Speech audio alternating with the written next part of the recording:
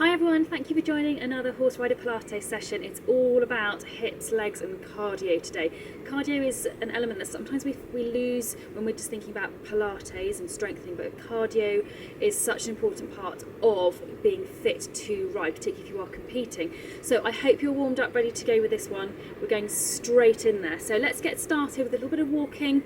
We're just going to think about connecting through whole of your body down through shoulders, ribs sinking down towards your pelvis and then moving through your hips, knees and feet. Then we're going to go straight into the wide position, and in this position I want you to think about what's happening with your body, so not allowing yourself to windmill through your body, just moving through your arms and legs. Your body is doing its role, connecting your upper body to your lower body, connecting your contact to your seat. Okay, let's bring your arms down, feet back underneath you a little bit more, hands onto your headlights, and we're going to open out through your hips. So thinking nice big circles up, out and down. I say big, just go with what feels comfortable for you and your hips. Apologies, it's a bit gusty today, so hopefully not getting too much wind interference.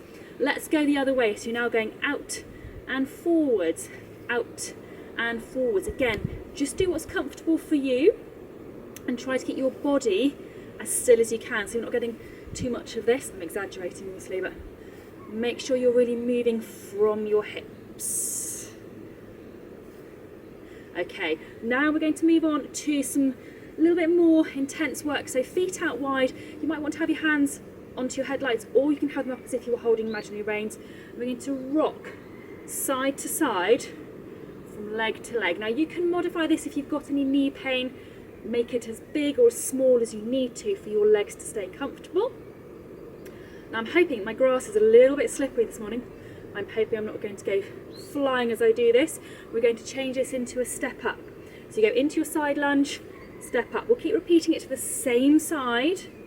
Again, if you've got your hands up in your imaginary rein holding position, try to keep your hands level and try to keep them soft. So all this work, this control, this movement is all happening through your lower body, and you can trust that your hands are going to stay soft, your contact is not changing no matter what your legs are up to. Okay, let's change it and go to the other side. So over and up, over and up. So it's that same feeling you want to have in the saddle.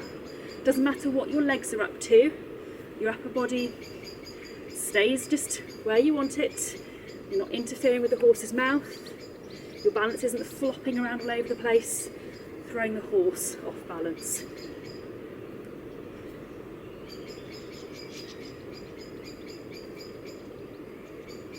One more.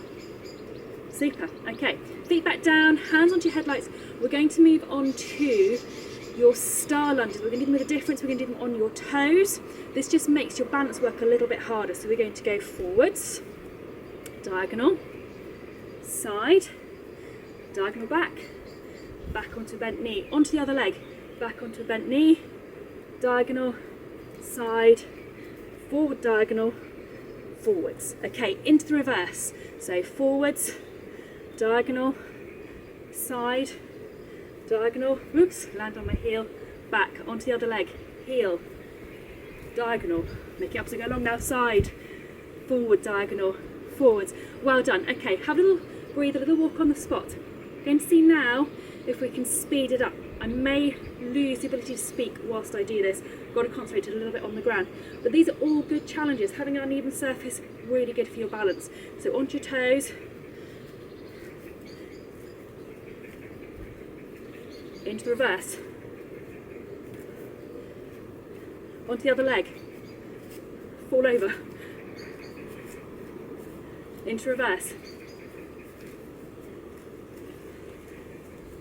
Super job, well done. If you did all those, well done. Okie doke. Let's have your hands back onto your headlights into a bit of a squat position, staying on the spot this time, and you're tapping each leg side to side. If that's easy, hands up. Once again, as if you're holding reins. Hands are soft, shoulders are relaxed, pelvis is basically still, so all that work, all happening around your hips and your legs. Everything else is staying still and soft. Okie doke. Come back up, little walk on the spot, loosen through your upper body, and then up onto your toes, hands up as if you're holding reins. And we're now going to go into a squat exercise, and you can make this your own. You can do just gentle give and retakes, or you can go full jumping position. I don't mind. You can vary it. You can do a few of each, do all of one, but your main thing is you stay on your toes and your hands are level and they're soft.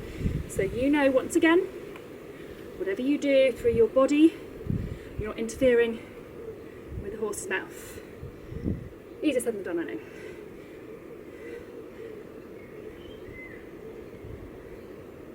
Two more. Lovely. Walk on the spot. Relax the arms. Okie doke. Hands onto your headlights and 1 foot up. And we're going to do your standing clam. Taking advantage of the fact that you're not against gravity, so I can get my knee almost out to 90 degrees in this position because I haven't got gravity. If you make it harder, you can add in some of your extensions. Keep relaxed through your upper body, around those shoulders. You can always do some shoulder rolls just to check all that stability and movement is coming through your hips, your glutes and all the other muscles, hip flexors, adductors on the inside. They're the ones working hard, not your upper body. Last one this way. Okay, let's swap. Bring the other foot up, try not to fall over. I do have an excuse. The not particularly flat lawn. So again, make the most of being away from gravity, taking that hip out as far as it can go. You're making your muscles work through the biggest range possible, which you can't do when you're lying down. And again, you can then add in some of your extensions if you want to. Keeping relaxed and still through your upper body. Movement all happening through your hips.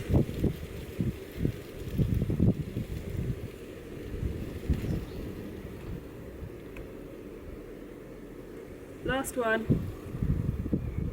Lovely. Feet on the floor. Another little walk.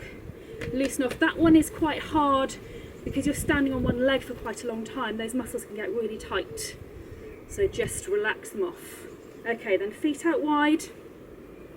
And you're going to go over to one side. If you feel it, a bit of lengthening down through this side, that's fine. If you don't, just drop your shoulder down towards your foot and then come back up.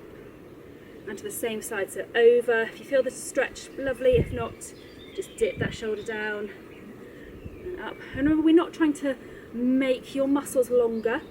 We're just trying to make sure that having worked hard, that they're just going through their full and natural length. Let's go to the other side, so over. If you feel the stretch, great. If you don't, dip that shoulder down. So we're just taking all those tissues through their full available length. Make sure they don't stop in a shortened position, and then you're more likely to feel stiff later, potentially.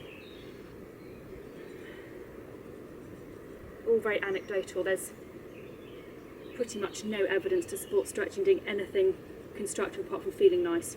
Okay. Then I'd like you to stand with one foot just in front of the other. Take your weight forwards, feel it tightly through your calf, and then step back and push down through your calf. Then forwards, step back, push down, lengthen through that calf. And one more this way, forwards, step back and lengthen. Then we're going to swap and have the other foot in front. So same thing, weight forwards, feel it lengthening through that calf. Then step back, push down, lengthen a bit more. Forwards, step back and lengthen a little bit more. And one more. Forwards, step back and push and lengthen through that calf. And then up you come. And we're going to finish there. So hopefully that got your heart rate up a little bit. I think it's really good to bring cardio work and control work and balance work all in together. Otherwise we separate them out into running or cycling plus your control work and never do the two together. If you've watched anyone going around cross country, even if you've never been around it yourself, you know how much heart rate gets up whilst you're doing all the control and strength stuff too. They all need to come together sometimes. So I hope you found that useful, not worn you out too much. Thank you so much for watching, take care, and I'll see you very soon.